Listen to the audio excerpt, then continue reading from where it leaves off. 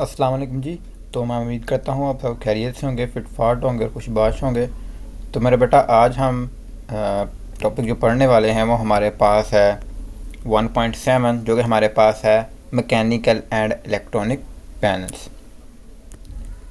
ये चीज़ें जो टॉपिक है ये हम लोग चैप्टर 1 में पढ़ के आए थे एक जनरल कॉन्सेप्ट के लिहाज से, और इसे चैप्टर 3 में भी जो है वो डिस्कस किया गया है। उसका मकसद जो था वो ये था, क्योंकि इससे पहले हमने कॉन्सेप्ट पढ़ा था मैथ और वेट का, कि मैथ में और वेट में डिफरेंस क्या होता है, जो कि मैंने इससे पिछले लेक्चर में आपको डिटेल के साथ डिस्कस किया था। अब उसी लिहाज से जो था, क्योंकि हमारे पास फिज़िकल जो बैलेंस है ये मैकेनिकल और इलेक्ट्रॉनिक है, और सोन हमारे पास डिवाइसेस आती हैं जो कि मेजरमेंट के लिए इस्तेमाल होती हैं, वहाँ पर जो है वो जो टॉपिक था वो बड़ा रोल अदा करता था। तो इसलिए आज हम पढ़ेंगे मैकेनिकल और इलेक्ट्रॉनिक बैलेंस, और इसके बाद हमारे पास आता है फोर्स मीटर, जिसको हम नेक्स्ट टॉपिक के अंदर स्टडी करेंगे। तो आज का लेक्चर हम लोग स्टार्ट करते हैं।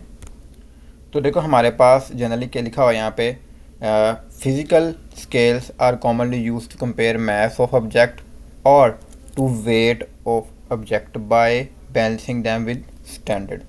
अब उसने यहाँ बात की है कि हम लोग यूज़ किस लिए करते हैं, कंपेयरिंग मैसेस ऑब्जेक्ट, हम लोग ऑब्जेक्ट के मैसेस को कंपेयर करने के लिए, और टू वेट बाय ऑब्जेक्ट, और उनके ऑब्जेक्ट के हमारे पास जो वेट है उनको बैलेंसिंग करने के लिए। अब जैसे कि मैं इस चीज़ को दोबारा रिपीट कर दूँ, यहाँ पर मैस को और वेट को हमारे पास क्या होता है, मैस होता है किसी भी ऑब्जेक्ट के अंदर जो क्वांटिटी ऑफ मैटर है, मतलब जिस चीज़ से मिलकर बनी हुई। जैसे कि मेरे पास एक बर्फ़ का एक गोला है, ठीक है, बर्फ़ की आइस बॉल है, तो उसमें क्वांटिटी ऑफ जो बर्फ़ है, जो आइस है, वो मेरे पास क्या होगा, उसका मैस होगा। जैसे मैं कहता हूँ जी, मेरे पास एक और सिंपल एग्जाम्पल देता हूँ आप लोगों को मैं। जैसे हम लोग एक गेंद लेते हैं, तो गेंद के अंदर जो क्वांटिटी है ना रबड़ की, जिससे मिलकर बनी है, उसका मैस है। अब वेट क्या होता है मेरे बेटा, मैंने बताया था कि किसी भी सरफेस की ग्रेविटेशनल फील्ड लाइक अर्थ है, तो अर्थ की वो गश्शी शक्ल जो इसे ज़मीन की तरफ खींचती है, ठीक है, वो जो फोर्स है, जो ताकत है, वो ताकत मल्टीप्लाई बाय इसका मैस, वो बराबर होता है वेट के। तो इसका मतलब ये है कि किसी भी ऑब्जेक्ट का जो मैस होगा वो चाहे दुनिया के किसी भी कोने में चले जाएं वो सेम रहेगा, लेकिन उसका वेट सेम नहीं रहेगा, क्योंकि हमारे पास जी की वैल्यू क्या होती जाएगी, चेंज। यानी अर्थ पर अगर हमारे पास 10 है तो मून पर 1.6 रह जाती है। तो इसका मतलब जो कोई भी ऑब्जेक्ट होगा जिसका मैस हमारे पास वेट जो होगा अर्थ पर ज़्यादा होगा, लेकिन उसी चीज़ मैस का जो वेट होगा वो मून पर कम होगा। तो ये जनरल एक चीज़ थी जो मैंने आपको रिपीट की यहाँ पर। अब हम पढ़ते हैं अपना टॉपिक जो एक्चुअल था। एक्चुअली इसके अंदर बताने वाला जो है वो कुछ ख़ास नहीं है, बट हम लोग इसको रीड आउट करेंगे। वैसे तो मैं टॉपिक जो स्किप करने वाला था, क्योंकि मैंने ऑलरेडी आपको जो था पीछे बढ़ा दिया हुआ है, लेकिन मैंने कहा चलें हमारा चैप्टर चल रहा है तो ये इस चीज़ को भी थोड़ा सा हम लोग गो थ्रू कर लेते हैं। तो ये ज़रा रीडिंग करने वाला, मैं रीडिंग करूँगा, साथ साथ बताता जाऊँगा आपको, ठीक है।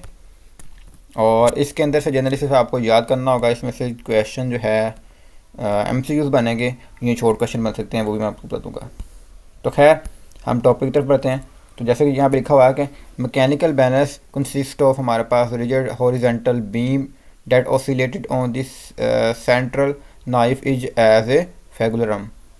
अब कहता है हमारे पास ये बीम है, अगर मैं इसको मैग्नीफाई करूँ तो ये एक बीम है, ये वाला, जो कि हमारे पास इस पॉइंट पर जो है फिक्स है, जो कि ऑसिलेट कर रहा है, यानी ऐसे टू आर फॉर्म मोशन ये करता है। कभी ये ऊपर जाता है तो ये नीचे आता है, कभी ये ऊपर जाता है तो ये नीचे की तरफ आता है।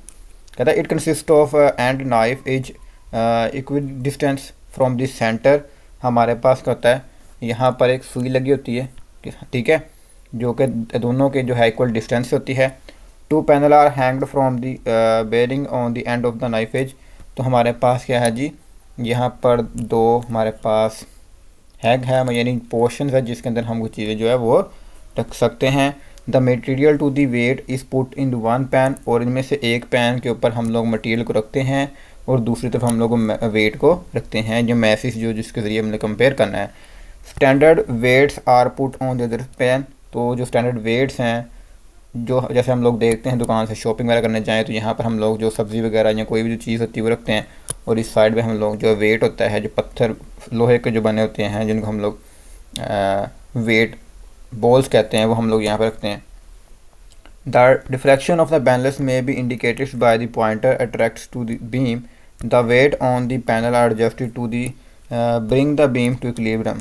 तो कह रहा है यहाँ पर जो बात उसने की, क्या होगा कि अगर हमारे पास जो वेट होगा वो डिफरेंट होगा हमारे पास जो हमने मटेरियल रखा है उससे, तो ये बैलेंस नहीं होगा। लेकिन जब हमारे पास यहाँ पर मौजूद जो मटेरियल रखा है हमने वो, और यहाँ मौजूद जो वेट होगा वो दोनों सेम हो जाएंगे, तो ये जो दोनों ये वाले जो एज हैं ये दोनों बराबर हो जाएंगे और ये बैलेंस हो जाएंगे। तो जब ये बैलेंस हो जाएंगे, बराबर हो जाएंगे, नहीं ये यहाँ पर आ जाए, तो इसका मतलब ये है कि हमारे पास जो मेजरमेंट थी वो क्या होगी, ये equal.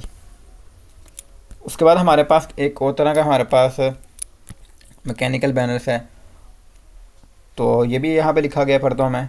There is another type of mechanical balance which are use to weigh heavy items like flour bag, आटे के जो बैग होते हैं उनको, cement bags and steel bars, cement के बैग्स और स्टील बार्स, सैया वगैरह जो होता है। These are called mechanical platforms balances, और ये हमारे पास मैकेनिकल प्लेटफॉर्म बैनर्स कहता है। ये हमारे पास जनरली छोटी जो चीज़ होती हैं 5-10 किलो वाली, उनको के लिए यूज़ होता है, और ये हमारे पास जो होता है वो 20 kg, 50 kg, 100 kg तक भी ये यूज़ करता है, 200 kg तक भी ये मेजर करता है। ये मोस्टली आपने जो गोदाम्स के अंदर जहाँ पर गंदम वगैरह है, या आपने वही से बात की, यहाँ पे फ्लोर मिल्स, आटे की जो फैक्ट्रियाँ होती हैं, मिलें वगैरह होती हैं, वहाँ पर ये जो बड़ी इंडस्ट्रीज होती है जहाँ पर बल्क मटेरियल में कोई चीज़ जो बिल्ड की जाती है, बनाई जाती है, वहाँ पे उनकी जो वेटिंग होती है उनको करने के लिए ये इस्तेमाल होता है। और इसी तरह का हमारे जो है एक लार्ज स्केल पे जो है वो बनाया जाता है, जहाँ पे जो है वो बड़ी गाड़ियों की जो है मेजरमेंट की जाती है। लाइक हमारे पास किसी भी चीज़ की हम लोग गाड़ी बेचते हैं, ठीक है, तो गाड़ी के अंदर जो मटेरियल हम लोग फिलअप करवाते हैं, लाइक हमने कोई चीज़ बेची है, टावल बेचा है, ठीक है, अब टावल मेजर उसकी जो मेजर होती है वेट के लिहाज से बिकता है, या हमने कोई और चीज़ बेची, लाइक हमने नमक बेचा है, ठीक है, अब नमक इतना ज़्यादा जो है वो हम लोग इकट्ठा नहीं मेजर कर सकते, तो करते कि हम पहले गाड़ी अकेली का वेट कर लेते हैं, और उसके फिर नमक को लोड करके हम लोग टोटली उस प्लेटफॉर्म पे ले जा खड़ी करते हैं। वो क्या होता है, टोटली आप लोगों को एक वेट देता है, उसमें से गाड़ी का जो वेट होता है उसको माइनस कर देते हैं, तो हमारे पास जो नमक होता है उसका जो वेट होता है वो वहाँ से निकल आता है। तो मतलब ये हमारे पास लार्ज के लिए इसमें आता है। ये जो छोटा सा प्लेटफॉर्म है, इसी तरह का अगर हम लोग इसी को यूज़ करें तो हमारे पास एक लार्ज स्केल में बन जाएगा। तो वो इसी तरह से सेम एज इट इज़ जैसे ये काम करता है वैसी तरह काम करता है। खैर इसको पढ़ते हैं ये कैसे काम करता है। तो देखो ये सिंपल है, इसके अंदर क्या होता है, जिस तरह से आप यहाँ पर जो है, जैसे आपने जितनी ज़्यादा बड़ी मेजरमेंट करनी होगी उतना बड़ा आपको वेट रखना पड़ता है, बट इसमें ऐसा नहीं होता है। यहाँ पर छोटे छोटे वेट्स होते हैं। उसकी वजह ये है कि यहाँ पर लिखा होगा standard weights are not required to use this balance. It's reason is that हमारे पास फ्लैग्राम जो होता है बीम का, such as balance is kept very near to its one end. क्योंकि फ्लैग्राम जो होता है, जो हमारे पास ये जो चीज़ है दिस वन, ये हमारे पास यहाँ पर नीचे रखा जाता है, तो उसी के ऊपर ये वेट होता है। तो इसलिए हमारे पास क्या है जी, ये देखो एक ये चीज़ और दूसरा हमारे पास ये स्केल लगा हुआ है। तो ये स्केल क्योंकि बहुत नियर होता है जहाँ से मेजरमेंट हो रही है, तो इसलिए यहाँ पर छोटे छोटे जो वेट्स होते हैं उनको ही के ज़रिए हम लोग जो है मेजरमेंट कर लेते हैं। Therefore much smaller weights have to be put on at the other end of the beam to be bear to equilibrium. तो यहाँ पर हम करते क्या हैं, छोटे छोटे वेट ही रखने से हमारे पास जो मेजरमेंट की बड़ी आसानी के साथ आ जाती है। The smaller weights have already be calibrated to the standard weights, और इनको भी हमने पहले से ही फिक्स किया होता है कि 5 किलो के लिए कौन सा है, 10 किलो कौन सा है, 50 किलो कौन सा है, 100 किलो 200 किलो के लिए कौन सा है। तो ये जनरल एक कंसेप्ट था, आपको पता होना चाहिए कि हमारे पास मैकेनिकल बैलेंस कौन कौन से होते हैं। जनरली हमारे पास छोटी जो मेजरमेंट हमने करनी है उसके लिए ये होता है, और लार्ज बल्क के लिए हमारे पास ये वाला इस्तेमाल होता है। अब इसके बाद ये हमारे पास मैकेनिकल थे। इसके बाद हमारे पास जनरली जो आजकल आपने शॉप्स के अंदर देखा होगा वो हमारे पास ये इलेक्ट्रॉनिक बैलेंस होता है। अब इसमें और इसमें फ़र्क क्या है, वो हमारे पास मैकेनिकल था, वहाँ पर हम लोग वेट का यूज़ करते थे, यहाँ पे वेट का यूज़ नहीं करते, इलेक्ट्रिकली चलता है। और इसके अंदर हमने एक सॉफ्टवेयर किया, यानी एक मॉड्यूल है जो कि प्रॉपर्ली वर्क कर रहा है इसके ऊपर, और हमने पहले से इसके भी स्टैंडर्ड फिक्स किए हुए हैं। इसके अलावा आपने आजकल देखा होगा कि आप बाज़ार से कोई भी चीज़ लेने जाते हैं, तो लाइक हमारे पास अगर 250 की या 230 की किलोग्राम है, ठीक है, कुछ चीज़ है, हम कहते हैं कि 70 की दे दो या 120 की दे दो, तो पहले अगर मैकेनिकल हमारे पास होगा वो देखेगा जी अगर 320 रुपये की तो 120 की कितनी आएगी, वो निकालना पड़ेगा। लेकिन इसमें क्या होता है, आपको प्रॉपर मॉड्यूल मिलता है, आप एक्चुअल जो वैल्यू होती है पर केजी की या जो भी आपने स्टैंडर्ड फिक्स किया उसकी वैल्यू पुट करते हो, और जैसे जैसे फिल करते हो उसके अंदर वो यहाँ पर शो हो जाता है कि ये देखो यहाँ पर लिखा टोटल प्राइस भी, और यहाँ पर आप लोगों को जो यहाँ पर आ जाएगा यूनिट प्राइस। तो जितना आप लोग यहाँ पर डालते जाओगे ऑटोमेटिकली यहाँ पर उतनी चीज़ की प्राइस देती जाएगी। थोड़ा फिर मैं क्लियर कर दूँ, अगर हम लोगों ने 1 किलो का 250 रुपये सेट किया हुआ है, तो जितनी मैं जिसमें चीज़ ऐड करता जाऊँगा ना, तो इधर उसका वेट शो होगा और यहाँ पर उसकी प्राइस भी ज़्यादा शो होती जाएगी।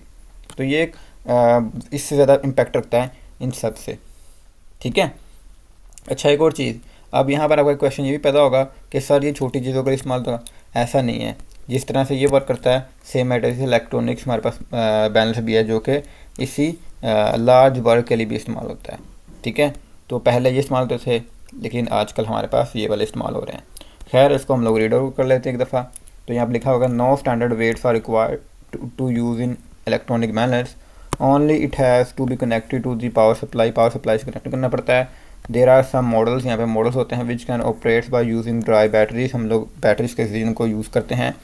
And electronic balance is more precise than mechanical balance, तो ये हमारे पास ज़्यादा प्रिसाइज हैं, यानी उस जो लाइक हमने यहाँ पर अगर मेजरमेंट करें तो यहाँ पर अगर थोड़ी बहुत जो थोड़ी सी फ़र्क रहता है तो उसको हम लोग यहाँ से जज नहीं कर सकते, ना इसके अंदर ना ही इसके अंदर, ठीक है। इसके अंदर तो और ज़्यादा नहीं जज कर सकते जो ग्राम्स के अंदर होगा, फिर भी यहाँ पर तो फिर भी ग्राम्स के अंदर कर सकते हैं ना, कोई 50-100 ग्राम का फ़र्क हो, और यहाँ पे तो होता ही नहीं वो।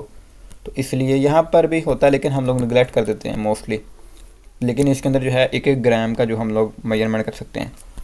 When a object is placed on it, it has mass display on it screen. Nowadays हमारे पास आजकल electronic balance also display total price of the material if the rate per KG is feed to the balance. अगर हम लोग यहाँ पे feed कर दें कि पर केजी की वैल्यू कितनी होगी, तो जो हम टोटल हमारे पास जो उसके अंदर मैस होगा उसकी जो वैल्यू होगी वो भी वो यहाँ पर बता देगा उसकी प्राइस को।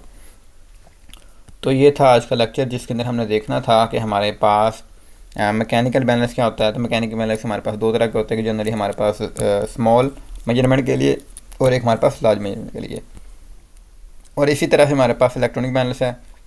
जनरली आप लोगों ने ये देखा होगा, लेकिन मैंने जो है लार्ज बल्क के लिए भी इस्तेमाल देखा है, और आजकल मोस्टली ये यूज़ होता है क्योंकि ये क्या है, मोर प्रिसाइज।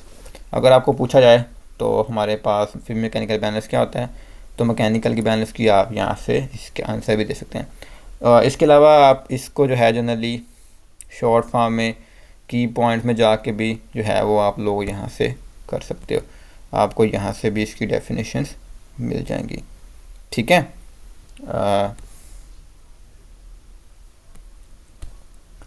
और ये मोस्टली शॉर्ट क्वेश्चन में तो नहीं आएगा, लेकिन ये शॉर्ट ही आएगा।